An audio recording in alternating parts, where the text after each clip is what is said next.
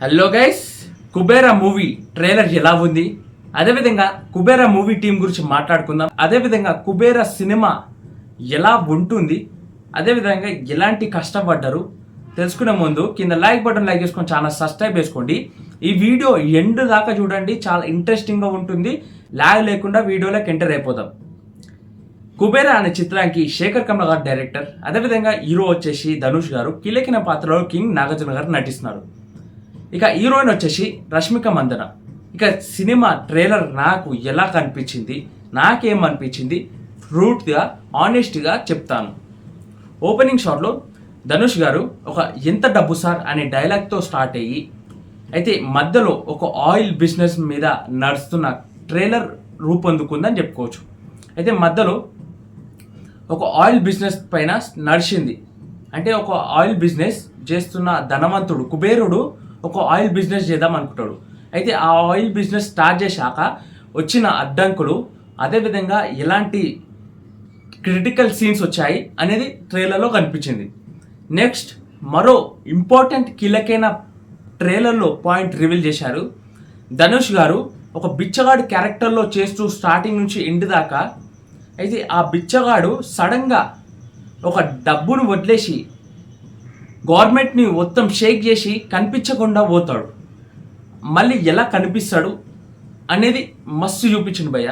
అయితే మన కుబేరా హీరో ధనుష్ గారు తనకి తాను ఉన్న లైఫ్ గురించి పోరాడుతూ వెళ్తుంటాడు. నా లైఫ్ గిట్ ఉంది అని.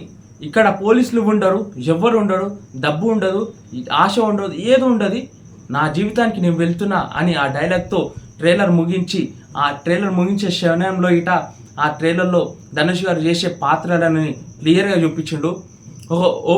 ఒక షాట్ ఉంటుంది భయ్య, దేవుళ్ళకి ఇట్లా మొక్కుతాడు ధనుష్ గారు.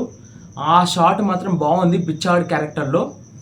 ఇంకా కింగ్ నాగార్జున గారు ఒక కీలకైన వ్యక్తిగా ఈ ట్రైలర్లో కనిపించిండు. అదేవిధంగా స్టార్టింగ్ నుంచి చెప్తున్నారు మూవీ టీం మొత్తం కీలకైన పాత్రలోనే ఉంటాడని. కింగ్ నాగార్జున గారు ఒక కుబేరుడు ఒక బిచ్చగాడు మధ్యలో నలిగిపోతుంటాడు.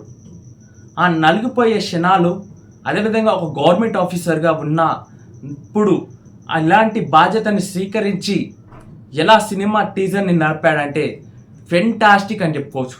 కంప్లీట్ టీజర్ నడవడం మొత్తం అంటే కింగ్ నాగార్జున వల్లనే. ధనుష్ గారు ఉన్నాడు, of course is an hero, but with king Nagarjuna only trailer నాకు నడిపించినట్టుగా అనిపించింది. సినిమాలో అదే ఉండబోతుంది అని చెప్తున్నాను. ఓవరాల్గా ఈ సినిమా ముంబై నేపథ్యంలో రాబోతుంది. అయితే ఈ రియలిక్ సీన్స్ చేశారని చెప్పుకోవచ్చు. చెత్త కుండిలో చెత్త పడేసిన ప్లేస్లలో రియల్ డంపింగ్ యార్డ్స్లో షూటింగ్ చేశారు మూవీ టీం అందరూ. వాళ్ళందరికీ హ్యాండ్స్ ఆఫ్ భయ్య, నిజంగా చెప్తున్నా.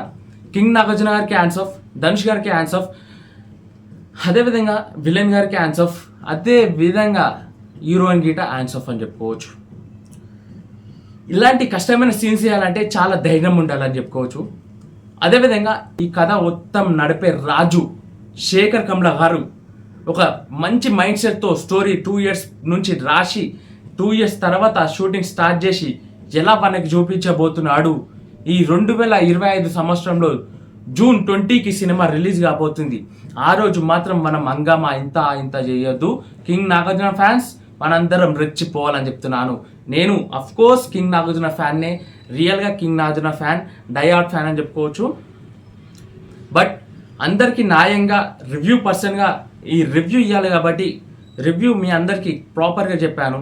మరి నా రివ్యూ మీ అందరికీ ఎలా అనిపించాదో కామెంట్ సెక్షన్ కామెంట్ చేస్తూ, అదేవిధంగా ట్రైలర్ ఎలా ఉంది అనేది కామెంట్ సెక్షన్ కామెంట్ చేయండి. మన ఛానల్ని సబ్స్క్రైబ్ చేసుకోండి, లైక్ చేసుకోండి, మరిన్ని అప్డేట్స్ చేసుకోండి. జై హింద్.